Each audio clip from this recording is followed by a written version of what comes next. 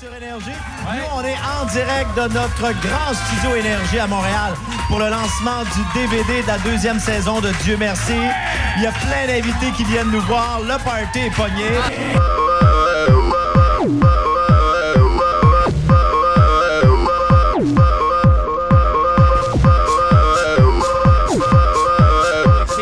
Ah oui, c'est mi. Ah oui, c'est mi. C'est un mi avec un lait, avec un nœud. Ressemble de tout ça, c'est un Mylène. Mylène, Énergie. Les gars, je voulais savoir, quelle est la différence entre une performance sur scène de vos spectacles, OK, ou encore se retrouver sur la scène de Dieu merci? De notre spectacle, personne ne les vend sans nous donner de l'argent. Ouais. Alors, le coffret de Dieu merci, c'est vendu, puis on touche pas une scène là-dessus. C'est la coutume. C'est la grosse différence. C'est la mode même, c'est la façon de procéder. Non, c'est des jokes parce qu'on aime taquiner Eric là-dessus.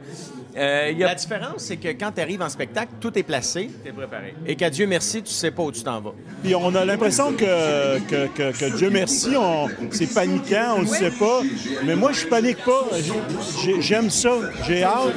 J'ai confiance. As-tu une grande expérience d'improvisation? J'en ai fait un peu, mais pas tant que ça. Mais on en fait toujours en spectacle, oui, tout ça. Mais Dieu merci. Écoute, ils sont là pour nous servir. T'sais, les comédiens qui sont là, le scénario qu'on a en tête, le costume, les décors, tu te laisses aller, puis go. Ben Dieu merci, c'est beaucoup plus stressant. Ouais, hein? C'est le genre d'émission qui nous fait peur, ça, je pense, ces artistes. Ouais. Ouais. D'ailleurs, ça fait quelques fois qu'ils m'invitent encore cette année et je repousse. C'est vrai? Mais je suis occupé pour vrai, là, Eric. C'est pour ça que je vais pas. C'est un peu comme, mettons, si tu rencontrais un gars dans le noir, puis tu couches avec dans le noir. Tu comprends? Tu sais pas trop dans quoi tu t'embarques. Me suis-tu, là? C'est pas safe.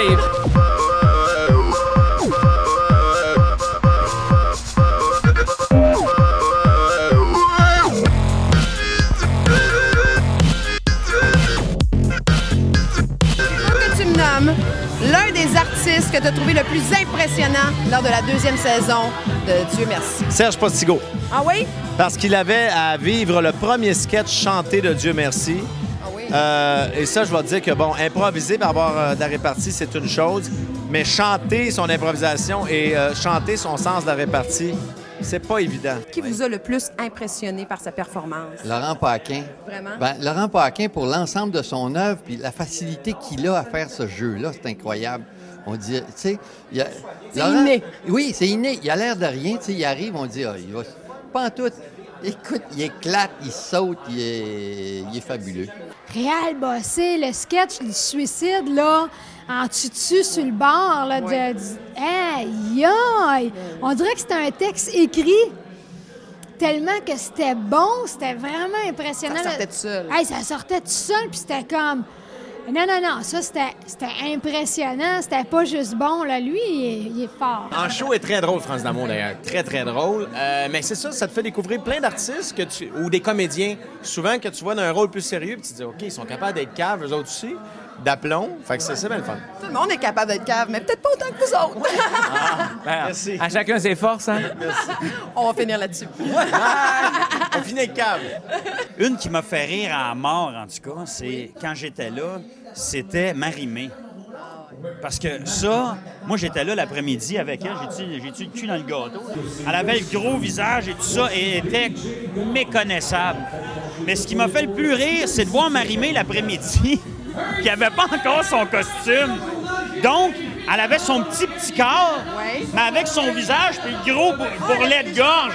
Fait qu'elle avait une grosse tête puis un petit corps. Écoute, c'était démesuré, c'était tellement drôle. Ça, c'était un beau moment. On en braillait de rire. Je me souviens du sketch. Je me souviens pas de tout le monde qui jouait dedans, par exemple, mais je me souviens de Michel Charette qui était dans ce sketch-là. Il faisait des lutteurs.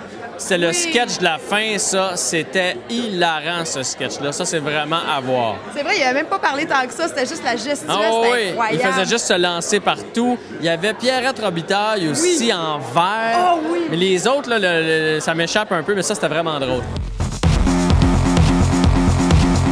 Bon, les comédiens maison. Très, très bon. Ben oui. Ça, écoute, nous, on y va, on est les vedettes, puis oui, les comédiens maison sont écœurants.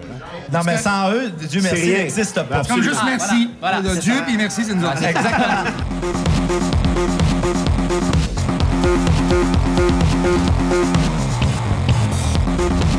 Merci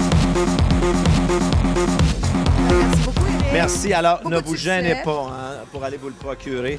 C'est un très beau cadeau de Noël. Il y a plus de 500 minutes de matériel. Et c'est comme si vous étiez dans le studio avec nous autres. Vous avez mes animations, Oui. parce que ça dure 3 heures l'enregistrement quand les gens viennent. Et il n'y a jamais de place pour venir assister à l'émission. Mais ça, c'est comme si vous étiez là. Il y a des bonus, il y a des bloopers, des animations, il y a des sketchs intégraux pour que les gens puissent voir c'est quoi un vrai sketch à Dieu merci. Ça dure entre 12 et 15 minutes.